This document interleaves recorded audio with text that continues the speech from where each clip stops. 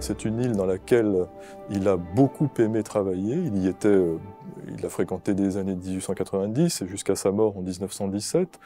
On sait qu'il y résidait de façon quasi systématique tous les étés.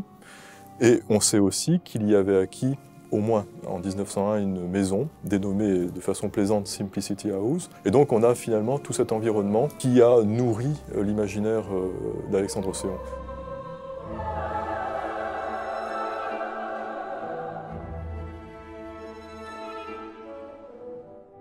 Ils se mettent à peindre les paysages de Bréhat eux-mêmes, seuls, sans figure, petits paysages sur bois qui le fascinent. Et là, c'est la même chose, il travaille en regardant la nature, mais ensuite, il la retravaille dans l'atelier avec son inspiration, son idéalisme, et il en fait des paysages mystérieux, mystiques, étranges, qui ne ressemblent à rien d'autre. Déserts, mais habités par une vraie présence. Séon pensait, comme Péladan d'ailleurs, que Bréhat, c'était exactement les décors que Léonard de Vinci avait placés derrière la Joconde, derrière Sainte-Anne, derrière la Vierge au Rocher. Cette espèce de paysage un peu étrange, un peu fantastique. Dans la plupart de ses œuvres symbolistes, Orphée et les autres, on voit Bréhat, ces rochers de Bréhat, parce que c'est le décor mystérieux, c'est le décor intemporel qui convient.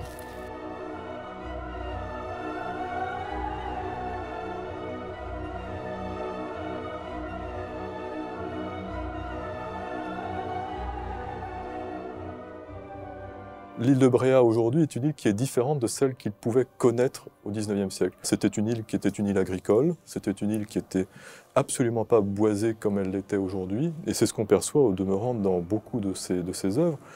Les paysages de Bréhat sont des paysages entre guillemets désolés, mais c'était ce qu'il voyait, ce qu'il percevait et ce qu'il recherchait dans l'île, cette espèce de forme de chaos originel, une sorte d'apparition d'un monde tout juste à sa genèse, à sa création.